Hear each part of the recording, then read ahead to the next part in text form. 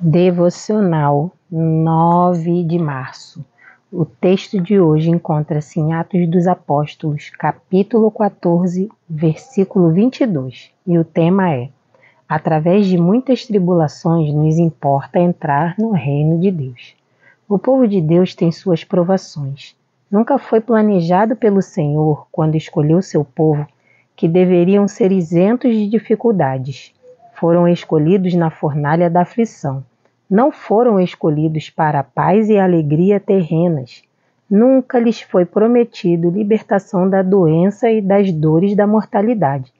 Mas quando seu Senhor elaborou a carta de privilégios, incluiu punições entre as coisas que deverão inevitavelmente herdar. Provações são parte da nossa porção. Nos foram predestinadas no último legado de Cristo. Assim, tão certo como as estrelas são formadas por sua mão e suas órbitas são determinadas por ele, nossas provações são certamente destinadas a nós. Ele ordenou o tempo e o lugar delas, também a intensidade e efeitos que deverão ter sobre nós. Homens bons nunca devem fugir dos problemas. Se o fizerem, ficarão desapontados, pois nenhum de seus predecessores viveu sem eles. Observe a paciência de Jó. Lembre-se de Abraão, pois ele teve suas provações, e por colocar sua fé diante delas, se tornou o pai da fé.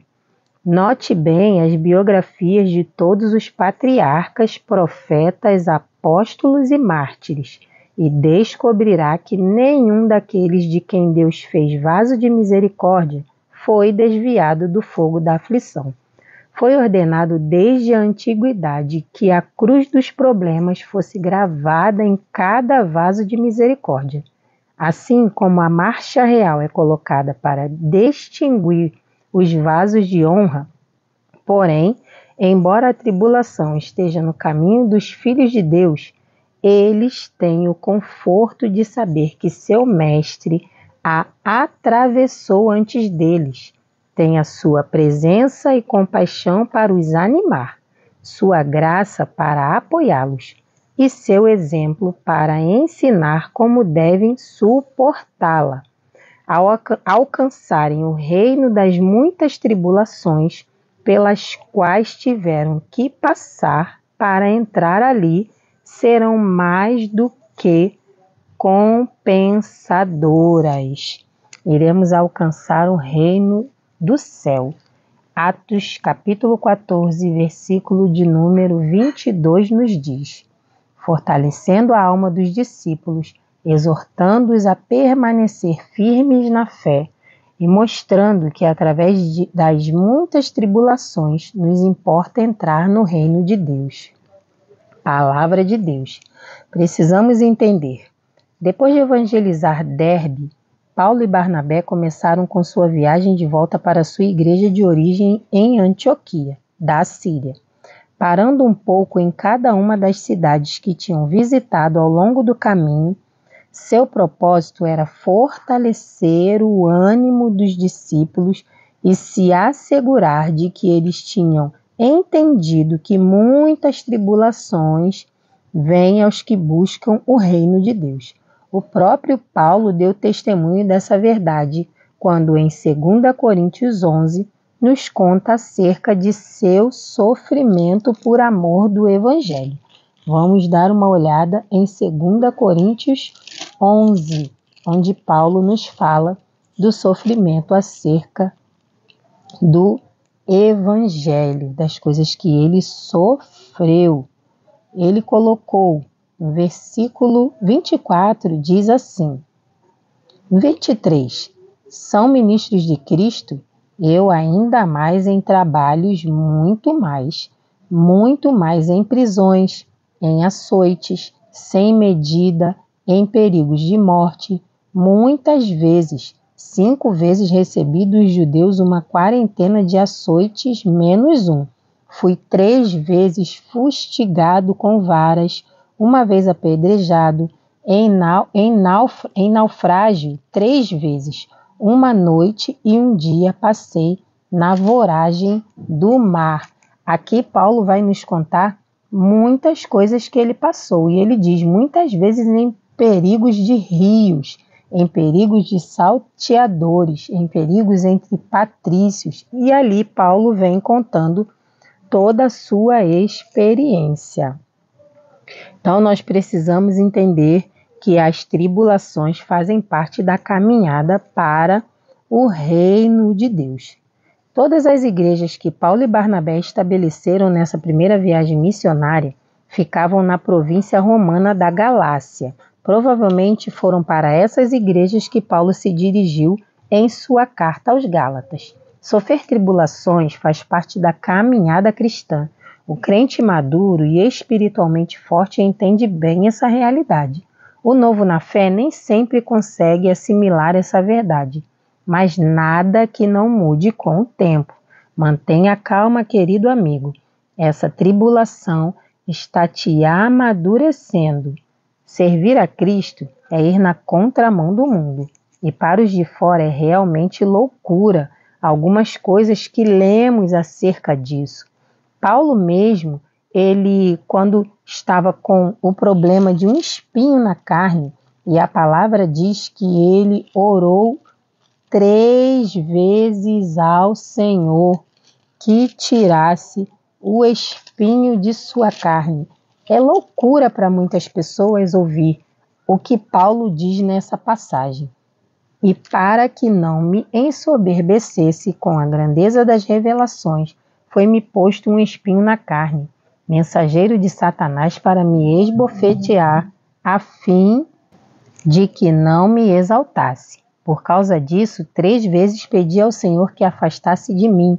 Então ele me disse: a minha graça te basta, porque o poder se aperfeiçoa na fraqueza.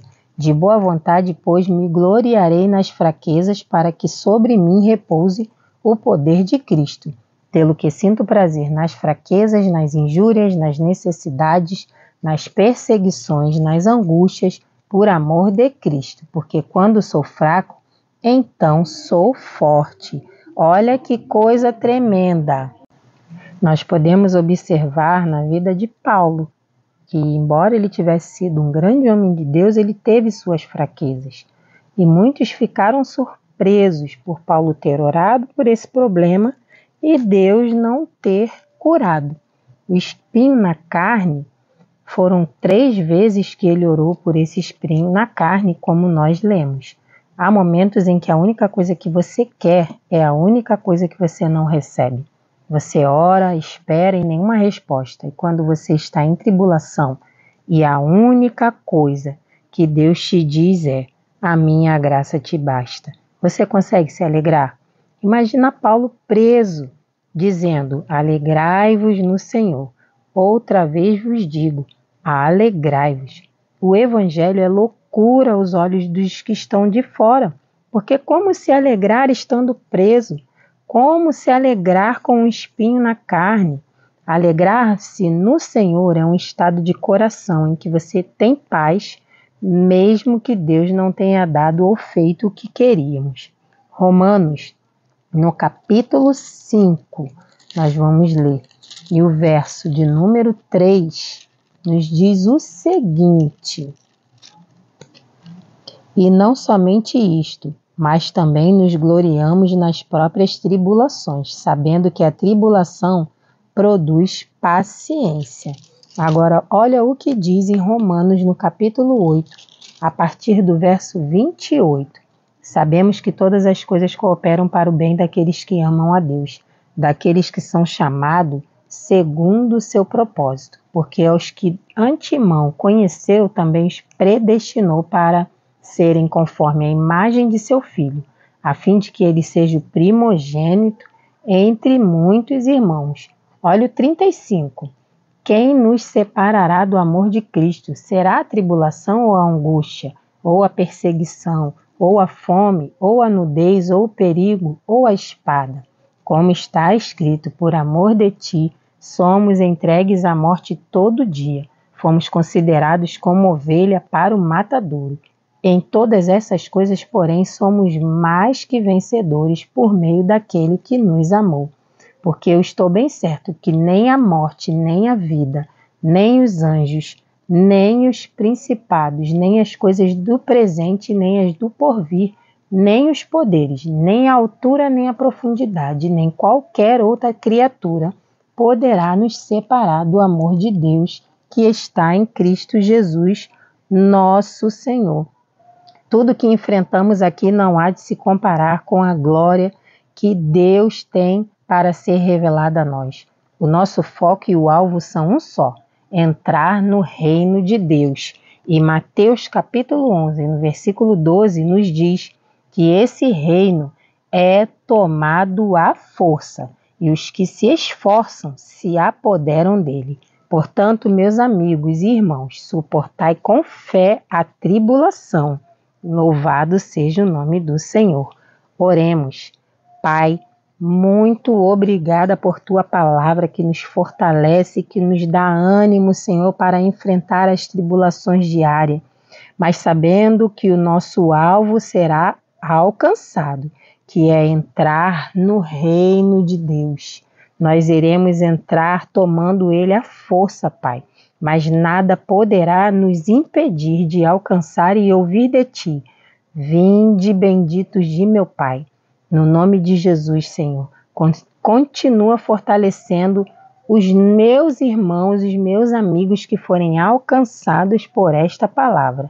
Senhor, muito obrigada. A ti rendemos glórias e louvores. Amém.